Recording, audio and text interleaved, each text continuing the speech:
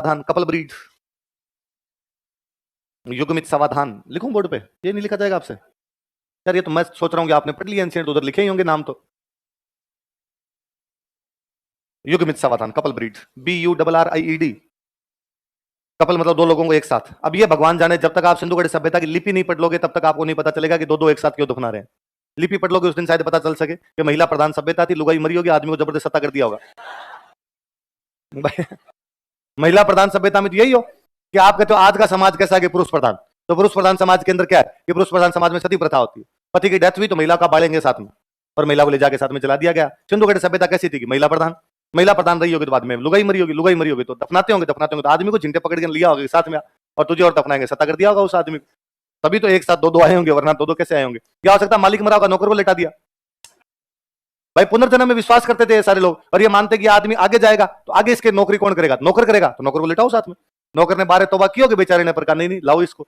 तभी युग्मित समाधान हो सकते हो। तो क्यों एक साथ दो दो लोगों को दफना रहे हैं वो लोग? कुछ ना कुछ तो लोचा है। जिस दिन सिंधु घाटी सभ्यता की लिपि पढ़ ली जाएगी उस दिन सिंधु घाटी सभ्यता का पूरा इतिहास उल्टा हो जाएगा।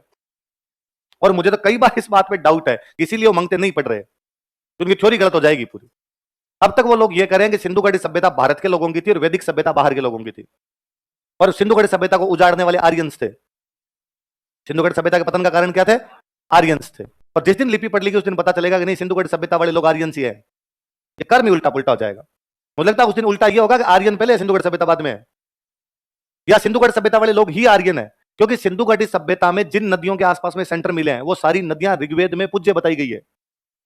तो पूज्य आदमी उसी नदी को तो बताएगा जिस नदी के आसपास में रहता है। तो वो पंजाब में रह रहा है, मतलब ऋग्वेद वाला बंदा भी पंजाब के अंदर रह रहा है, सिंधु घाटी वाला भी आपका पंजाब में रह रहा है। और आप ये कहते हो कि इसीलिए पंजाब में रह रहा है क्योंकि सिंधु घाटी सभ्यता को उजाड़ने वाले कौन थे? आर्यंस। ये कैसे हो सकता है कि सिंधु घाटी सभ्यता के लोग जिन नदियों के आसपास रहते, आर्यंस ने उन्हीं नदियों को पूज्य बता दिया? यदि वो बाहर के लोग होते तो यहाँ की नदियों के साथ में उतना पवित्र संबंध कभी नहीं बना पाते जैसे आज है। सबसे बड़ी बात ये, पूरी सिंधु घाटी सभ्यता के अंदर आपको गाय और बैल की मणमूर्तियां मिलती है। हमें इस आहड़ में ताम्र पाषाण, उससे भी पुरानी सभ्यता, उसके अंदर भी हमें ये सब चीजें मिल रही है। पूरा ऋग्वेद कहता है कि गाय एक पवित्र पशु है। आज दिन तक हम गाय को पवित्र मानते हैं। आज दिन तक गांव में सांड मर जाता है उसकी मूर्तियां लगाई जाती है। तो भारत में सभ्यता में कितनी कंटिन्यूटी है, कितना वो ज्यादा निरंतरता दिखाई देती है कि जो काम हमारे ताम्र पाषाण में, वो काम आज दिन तक है। ऋग्वेद और सिंधु घाटी सभ्यता दोनों पीपल को पवित्र बताते हैं। आज दिन तक हमारे लिए पीपल का पेड़ पवित्र है कि भाई पीपल सींचना चाहिए, पीपल के पेड़ का ध्यान रखना चाहिए। तो जो चीजें उधर पवित्र है वो आज दिन तक पवित्र है। तो इसलिए लोचा ही है। इनको लगता है कि पढ़ दी जिस दिन लिपि को उस दिन उल्टा पुल्टा होगा सारा। इसलिए किसी ने पढ़ भी ली होगी तो दबा रखी होगी। पर इतिहास में इतनी चीजें दबाई हुई, इतनी भयंकर चीजें दबाई हुई जिसकी हद ही नहीं। खुलेगी परतें तब खूब सारी चीजें सामने आएगी। नरेंद्र सर ने मूवी दिखाई होगी आपको, सिनोली। आपको सिनोली वाला इतिहास ही लिख ले कि 5000 साल पहले यहाँ पे रथ था। अपने कहते हैं आर्यंस घोड़े लाए थे, तो रथ कहां से आया आपके पास में?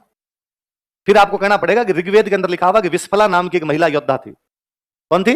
और सिनोली के अंदर हमें एक लाश मिली है जिसमें एक महिला के साथ में तलवार पड़ी है। इसका मतलब महिलाएं अबला नहीं थी, सबला थी। या आपकी आज की थ्योरी है जो कहती है कि महिलाएं क्या थी? अबला हुआ करती थी। चलो बाकी कल पढ़े।